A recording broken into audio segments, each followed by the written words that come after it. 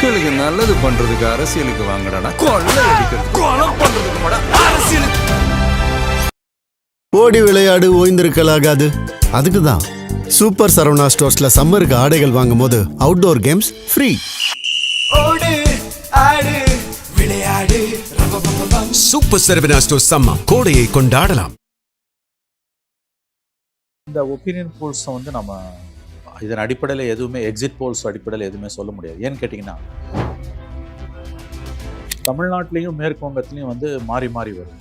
But அது ரொம்ப பெரிய நிறுவனம் அவங்க சொல்கிறது, அதனால் அதையும் ஒதுக்கி தள்ள முடியாது. ஆனால் அதே அசாம் அண்ட் கேரளாவில் தெளிவாக எல்லா ஒப்பீனியன் போலுமே எக்ஸிட் போலுமே கேரளாவில் வந்து காங்கிரஸ் ஆட்சிக்கு வருது, யூடிஎஃப். அசாமில் பிஜேபி ஆட்சியை தக்க வைத்துக் கொள்வது. இதில் வந்து எந்த ஆம்பிகுட்டியுமே இல்லை. அப்படி இருக்கும்பொழுது வந்து தமிழகம் அண்ட் மேற்கு வங்கம், அதில் மேற்கு வங்கத்தை விட தமிழகத்தில் தான் குழப்பம் அதிகமாக இருக்குது. சாதாரணமாக எக்ஸிட் போல்ஸ் வந்து அந்த டைரக்ஷனை காமிச்சிடும், நம்பர்ஸ் தான் வித்தியாசப்படும். இந்த தடவை நம்பர்ஸே தலைகீழ வரும். இந்தியா டுடே இன்ட்ரெஸ்டிங்லி வந்து ஆக்சிஸ் மை இந்தியான்றதோட சேர்ந்து இந்தியா டுடேவோட ஒப்பீனியன் போல் வந்து தாவேக்கா கொடுக்குறாங்க. 98லேருந்து 120 அப்படின்னாங்க. என்ன டேட்டா, எவ்வளோ சாம்பிள் சைஸு, என்ன எந்த அளவுகோல்களில் பண்ணாங்கன்றதை பற்றின பெரிய தரவுகள் எதுவுமே நம்ம கையில் இல்லை. பிரதீப் குப்தான்றவர் சமீபத்திய வரலாறு 24 உதாரணம், 25 உதாரணம் பார்த்தீங்கன்னா ஒன்றும் நம்பகத்தன்மை உள்ளதா அது தெரியல. ஸோ அப்படி பார்க்கும்போது அந்த ஒரு நிறுவனம், அதுவும் இந்தியா டுடே அதை வந்து போடுறாங்கன்னும் போது ஏதோ இவங்க தப்பு பண்ணுறாங்களோ, இந்த எக்ஸிட் போல்ஸ் எடுக்கிறவங்க தப்பு பண்ணுறாங்களோ, உள்நோக்கத்தோட செயல்படுறாங்களோ, ஏதோ ஒரு காரணத்துக்காக இவங்கெல்லாம் இப்படி செயல்படுறாங்களோ என்ற அச்சத்தை தான் ஏற்படுத்துது. ரிமெம்பர், இது தனியாக திமுகக்குள்ள திமுக ப்ளஸ், அதாவது திமுக கூட்டணிக்கு 125லேருந்து 145ங்கிறாங்க. இது ஒரு பெரிய நம்பராகவே தெரியலையா? ஏன்னா கூட்டணிக்கு தானே கொடுக்குறாங்க. அப்போ திமுகவுக்கு தனி மெஜாரிட்டி வரலையா, வராதோ என்ற எண்ணம் ஏற்படுகிறது. ஏன்னா இந்த எக்ஸிட் போல்ஸை வந்து திமுக கொண்டாடலை, காடலாக தான் இருக்காங்க. ஏன்னா 125லேருந்து 145 தான் வரக்கூடியது வந்து அவர்களுக்கு மகிழ்ச்சி அளிக்கக்கூடியது இல்லை. திமுகவில் ஒரு பிரிவினர் கொண்டாடக்கூடிய இந்த எக்ஸிட் போல்ல ஒன்றுமே இல்லையா? நீங்கள் 170 180 நீங்கள் இன்னைக்கு டிஎம்கேக்கு 133 சீட் இருக்குது, அதை தக்க வச்சுப்பீங்களா? அதில் மிடில் பார்த்தா 135 நம்ம எடுத்தோம்னா அதுதான் இப்போ உங்களுக்கு இருக்க நம்பர். அது உங்கள் கூட்டணியோட தான் சேர்ந்து வரும்னா அப்போ உங்கள் நம்பர்ஸ் கீழே போதா? இவ்வளவு கூட்டணி கட்சிகள், இவ்வளவு பணபலம், இவ்வளவு மீடியா பலம், எதிர்கட்சிகள் ஒற்றுமையின்மை, இவ்வளவுக்கு மத்தியிலையும் திமுகவால் 118 வாங்க முடியலன்னா அது ரொம்ப ரொம்ப ரொம்ப அவலமானது. தங்க நகைகள் சோவரனுக்கு 3000 தள்ளுபடி, வைர நகைகளுக்கு 10,000 தள்ளுபடி, மேலும் பல சலுகைகளுடன் அக்ஷய சூப்பர் தங்க திருவிழா. Saravana store super jewellery, Chennai, Madurai, Coimbatore.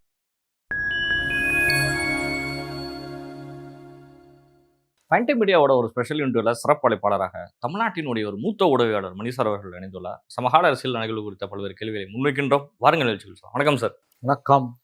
பெரிதும் எதிர்பார்க்கப்பட்ட தமிழ்நாடு சட்டமன்ற தேர்தல் 2026 எக்ஸிட் போலுடைய முடிவுகள் வெளியாயிருக்கு சார். ஒரு குழப்பத்தை விளைவிக்கக்கூடிய ஒரு எக்ஸிட் போல். 5 மிகப்பெரிய நிறுவனங்கள், ஒரு சாதாரண நிறுவனங்கள், ஒரு 10 நிறுவனங்கள் வரைக்கும் செய்திகள் வெளியிட்டிருக்கிறாங்க. எல்லா தொலைக்காட்சியும் முதல்ல ஸ்டார்ட் பண்ண உடனே திமுகவினுடைய வெற்றி செய்தி அனௌன்ஸ் பண்ணுற மாதிரி 125 to 145 அப்படிங்கிற லெவலில் தான் ஸ்டார்ட்டே ஆச்சு சார். எப்படி பார்க்குறீங்க? இல்லைங்க, இது மேலும் குழப்பத்தை அதிகரித்திருக்கிறது. எல்லா ஒப்பீனியன் போல்ஸும் ஒரே மாதிரி சொல்லலை. இப்போ பார்த்தீங்கன்னா டைம்ஸ் நவ் அண்டு இப்போ இது சிஎன் நியூஸ் 18 அவங்க 2 பேரும் கொடுத்தது வந்து ஏடிஎம்கேக்கு எட்ஜ் இருக்குன்னு கொடுக்குறாங்க. என்டிடிவி கொடுத்தது திமுக இருக்குன்னு கொடுக்குறாங்க. ரிப்பப்ளிக் டிவி திமுகக்குன்னு கொடுக்குறாங்க. 2:2. இந்தியா டுடே இன்ட்ரெஸ்டிங்லி வந்து ஆக்சிஸ் மை இந்தியான்றதோட சேர்ந்து இந்தியா டுடேவோட ஒப்பீனியன் போல் வந்து தாவேக்கா கொடுக்குறாங்க. 98லேருந்து 120 அப்படின்றாங்க.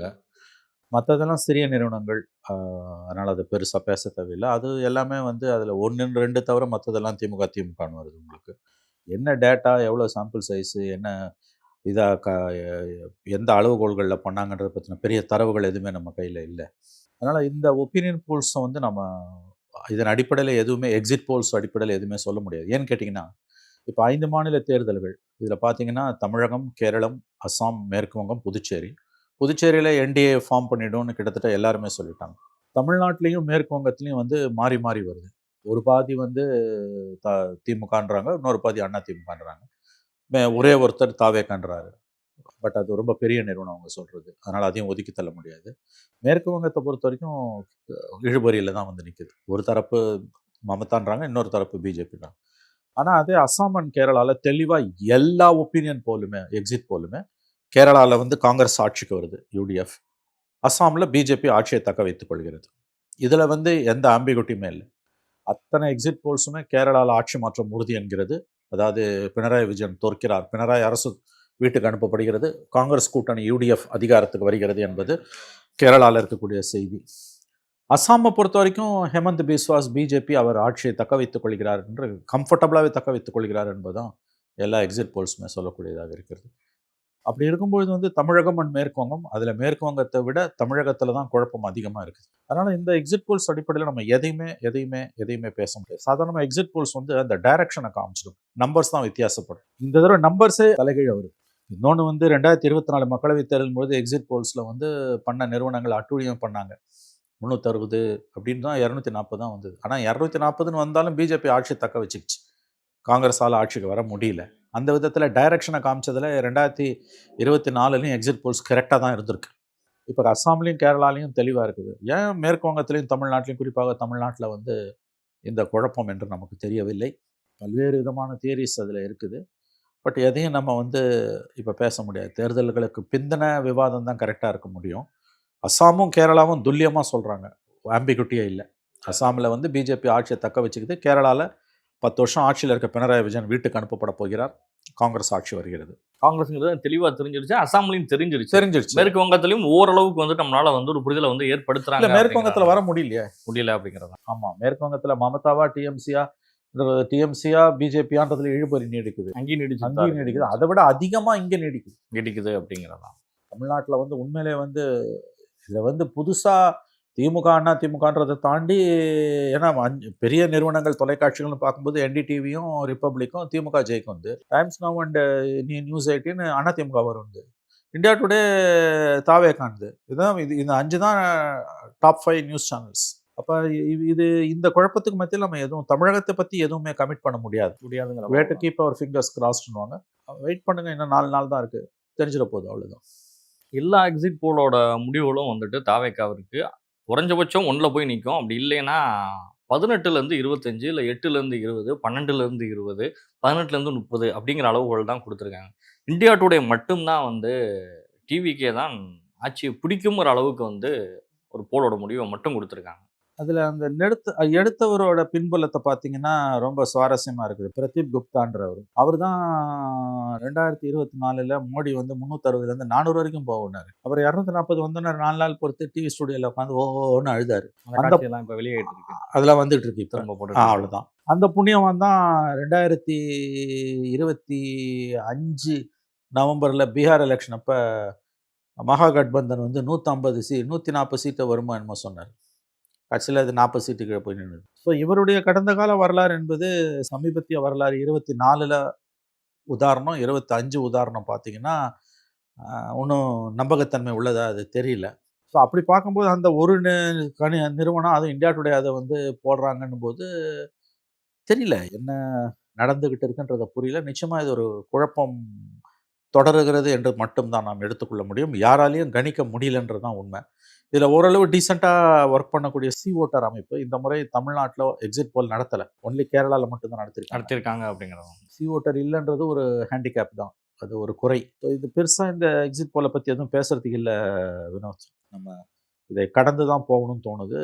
தேர்தல் முடிவுகளுக்கு வந்த பிறகு தான் நம்ம இதை பேச முடியும். ஏன்னா இவ்வளோ தூரம் குழப்பங்கள், இவ்வளோ தூரம் ஏற்ற இறக்கங்கள், டைமெட்ரிக்கலி ஆப்போசிட், இந்த எண்டில் அந்த எண்டுன்னு போய் நிற்கிறது, ஏதோ இவங்க தப்பு பண்ணுறாங்களோ, இந்த எக்ஸிட் போல்ஸ் எடுக்கிறவங்க தப்பு பண்ணுறாங்களோ, உள்நோக்கத்தோடு செயல்படுறாங்களோ, ஏதோ ஒரு காரணத்துக்காக இவங்கெல்லாம் இப்படி செயல்படுறாங்களோ என்ற அச்சத்தை தான் ஏற்படுத்துகிறது.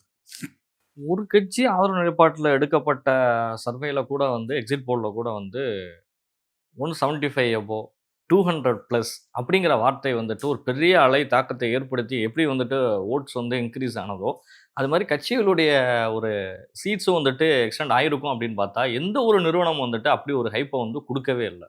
ஆமாங்க, இப்போ திமுக கூட்டணிக்கு வந்து எட்ஜ் அட்வான்டேஜ்னு சொல்லக்கூடிய என்டிடிவி அண்ட் ரிப்பப்ளிக் 2 தனியார் நிறுவனங்களோட சேர்ந்து அவங்க நடத்தியிருக்காங்க. அதன்படி பார்த்தாலே கூட வந்து அவங்க என்ன சொல்கிறாங்க, 125 to 145 தான் சொல்கிறாங்க. ரிமெம்பர், இது தனியாக திமுகக்குள்ள திமுக ப்ளஸ், அதாவது கூட்டணிக்கு பீப்புள்ஸ் ப்ரோக்ரஸிவ் அலையன்ஸ், ஏன்னா இந்தியா கூட்டணின்னு அதை சொல்கிறது இல்லை, மக்கள் ஜனநாயக கூட்டணின்றாங்க. அந்த மக்கள் ஜனநாயக கூட்டணி, அதாவது திமுக கூட்டணிக்கு 125லேருந்து 145ன்றாங்க. இது ஒரு பெரிய நம்பராகவே தெரியலையா? ஏன்னா கூட்டணிக்கு தானே கொடுக்குறாங்க. அப்போ திமுகவுக்கு தனி மெஜாரிட்டி வரலையா, வராதோ என்ற எண்ணம் ஏற்படுகிறது. ஏன்னா 118 majority mark, 118 is the magic mark. அது வந்து இப்போ 125 நீ கொடுக்குறேன்னா அப்போ கூட்டணியோட சேர்ந்து தானே இது. இப்போ 125லேருந்து 145க்குள்ளே வரும்னா இன்பிட்வீன் இருக்க நம்பர் வந்து 135. 35 தான் இப்போ அப்படிங்கிறது. 135 திமுக கூட்டணிக்குன்னா திமுக எவ்வளோ வரும் அதில்? பெரும்பான்மைக்கு தேவை 118. 118 அது வருமா வராதா? ஏன்னா இப்போ இதை கொண்டாடக்கூடிய ஆக்சுவலாக இந்த எக்ஸிட் போல்ஸை வந்து திமுக கொண்டாடலை, கார்டடாக தான் இருக்காங்க. திமுக தலைமை ஒன்றும் இதை கொண்டாடலை. திமுக சார்பாக பேசக்கூடியவங்க சோஷியல் மீடியாவில் கொண்டாடுறாங்க, என்னென்னமோ போடுறாங்க. பட் விஷயம் தெரிஞ்ச திமுக காரர்கள் வந்து இதை பெரிய அளவில் கொண்டாடலை. ஏன்னா 125லேருந்து 145 தான் வரக்கூடியது வந்து அவர்களுக்கு மகிழ்ச்சி அளிக்கக்கூடியது இல்லை. அந்த அளவில் தான் இருந்துட்டு இருக்கு. ஆமாம், இப்போ அவங்க என்ன சொல்கிறாங்க, 150 160 அப்படின்லாம் சொன்னாங்க. 160 ப்ளஸ்ன்னாங்க. 160 ப்ளஸ்னா நீங்கள் மகிழ்ச்சியோட இருக்கலாம். 118ன்றது ஈஸியாக வந்துடும். வேற இப்போ 125 to 145 போது அந்த மகிழ்ச்சிக்கு அர்த்தமே இல்லையே. அந்த அளவுகோல் படி பார்த்தாலே ரிசல்ட் எப்படி வேணா போலாங்க. திமுக 160 வாங்கி கூட ஜெயிக்கலாம், நான் மறுக்கல. நான் ஏன்னா எல்லாமே ஒரு ஃபால்ஸ் ப்ரப்போசிஷனில் தான் நம்ம பேசிக்கிட்டு இருக்கோம். பட் அந்த அளவுகோல் படி பார்த்தாலே திமுகவில் ஒரு பிரிவினர் கொண்டாடக்கூடிய இந்த எக்ஸிட் போல்ல ஒண்ணுமே இல்லையா? நீங்க 170 180 நீங்க தனியா இன்னைக்கு டிஎம்கேக்கு 133 சீட் இருக்கு. அதை தக்க வச்சுப்பீங்களா? ஏன்னா உங்க எக்ஸிட் போல் என்ன சொல்லுது, நீங்க விரும்புற எக்ஸிட் போல் என்ன சொல்லுது, 125 to 145. அதில் மிடில் பார்த்தா 135 நம்ம எடுத்தோம்னா அதுதான் இப்போ உங்களுக்கு இருக்க நம்பர். அது உங்க கூட்டணியோட தான் சேர்ந்து வரும்னா அப்போ உங்க நம்பர்ஸ் கீழே போதா? அத்தனை கூட்டணி கட்சிகள் இருக்குது உங்கள்கிட்ட. இவ்வளவு கூட்டணி கட்சிகள், இவ்வளவு பணபலம், இவ்வளவு மீடியா பலம், எதிர்கட்சிகள் ஒற்றுமையின்மை, இவ்வளவுக்கு மத்தியிலையும் திமுகவால 118 வாங்க முடியலன்னா அது ரொம்ப ரொம்ப ரொம்ப அவலமானது. ஆதரவு ஊடகங்களுடைய வெளியீடு கூட வந்து ஒரு பெரிய நம்பர்ஸ் வந்து கொடுக்கல அப்படிங்கிறது. யாருங்க? ஆதரவான ஊடகங்களா இருக்கக்கூடியவர்கள் கூட பெரும்பாலான கொடுக்கல. ஊடகங்கள் திமுக கட்டுப்பாட்டுல தான் இருக்கு. அந்த ஊடகங்களாலேயே வந்து அவர்கள் விரும்பக்கூடிய 150+ கொடுக்க முடியல. அதுல என்ன இருக்கு அப்புறம் உங்களுக்கு வந்து 200+ சொன்ன திருமாவளவன், பிரேமலதா, விஜயகாந்த்ல இருந்து ஏகப்பட்ட பேர் வந்து கூட்டணி கட்சி தலைவர் எல்லாம் 200+, 200ஐ வெல்வோம், ஆட்சியை பிடிப்போம்னு சொல்லி சொன்ன எந்த ஊருக்கான யாருமே இன்னைக்கு அந்த பதில வந்துட்டு பேசவே இல்லை. டிஎம்கே அஃபிஷியலி அவங்க ரியாக்டே பண்ணலைங்க. சீஃப் மினிஸ்டரோ டெப்டி சீஃப் மினிஸ்டரோ அல்லது ஆர்எஸ் பாரதியோ எத்தனையோ செய்தி தொடர்பாளர் ஏன் அவங்க கொண்டாடுவாங்கல்ல, இது வந்து சமூக வலைதளங்களில் கொண்டாடுவாங்கல்ல, ஏன் அமைதியை காக்கிறார்கள்? என்னமோ நடக்குதுன்னு தெரியுதுங்க. அவர்கள் தோற்றுடுவார்கள்னா நான் சொல்லலை, ஆட்சி மாற்றம் வந்துடும் அப்படிலாம் நான் சொல்லலை. But there is some serious developments. கீழே ஏதோ பெரிய சர்க்கிள் அண்டர் கரண்ட் இருக்குது. அவங்க ஜெயிப்பாங்கன்னு சொல்கிறவனே 125 to 145 தானே கொடுக்குறாங்க அப்படிங்கிறாங்க. இந்த 20 வச்சுலாம் கொடுக்கறதுன்றது சரியான ஒப்பீனியன் போல் கிடையாது. அந்த தடுமாறுறாங்கன்னு அர்த்தம். 5 to 10% மேலே போகக்கூடாது. 125 to 130 அந்த ரேஞ்சு தான் இருக்கணும். ஒரு கான்செப்டை டைரக்டா சொல்ல முடியாம நீ இந்த 20 தூக்கி தனியாக அப்படிங்கிற மாதிரி கொடுக்குறேன், 20 தூக்கி தனியாக கொடுக்குறேன்னா அது 125 தான் பேசிக் மார்க்னா ஏன் அது 105 இருக்கக்கூடாது? அப்போ அது என்ன நடக்குது உள்ள பாருங்க. வந்தா பத்தாது. இந்த 5 ஆண்டுகள் இவர்கள் ஆட்சி செய்த முறைக்கும், இவர்கள் செலவழித்த பணம், இவர்களுடைய விளம்பரங்கள், இவங்ககிட்ட இருக்க மீடியா பவர், இவங்ககிட்ட இருக்கக்கூடிய சோஷியல் மீடியாவை கண்ட்ரோல் பண்ணுற, மெயின் ஸ்ட்ரீம் மீடியாவை கண்ட்ரோல் பண்ணுற அந்த பலம், இது எல்லாம் எதிர்கட்சிகளிடையே இருக்கக்கூடிய ஒற்றுமையின்மை, இது எல்லாத்தையும் வச்சு பார்க்கும் பொழுது கண்டிப்பாக திமுக வந்து 160க்கு மேலே ஜெயிக்கணும். என்னை பொறுத்த வரைக்கும் இவ்வளோ பலம் உங்கள் கையில் இருக்குது அப்படிங்கிற. ஆனால் இவ்வளவும் இருந்தோம் நீங்கள் 125 to 145 தான் மூவ் ஆகும்னா ஐ திங்க் அவங்களுக்கு அப்போ ரிசல்ட்ஸ் வந்து இன்னும் மோசமாக போகுமோன்ற ஒரு எண்ணம் ஏற்படுவது இயல்பானது. தெரியாது நமக்கு என்னென்ன. பட் கம்ஃபர்டபுளாக வந்து உங்களால் வர முடியுமான்றது வந்து என்ன, உங்களை ஆதரிப்பவர்கள் நீங்கள் ஆட்சியை தக்க வைப்பீர்கள் என்பவர்களே சொல்லக்கூடியது 125 to 145. ஸோ டஃப் ஃபைட் இருக்குன்றது மட்டும் தெளிவாக தெரியுதுங்க. பார்ப்போம். இது ஆக்சுவலாக பொட்டியை திறக்கும் போது தான் நமக்கு தெரியும். நம்ம ஏதோ பேசிகிட்டு இருக்கோம். நிச்சயமா சார், உங்களுடைய நேரங்களை ஒதுக்கி பயன்பட முடியாது பல்வேறு கேள்விக்கு பதில் தந்தமைக்கு நன்றி சார்.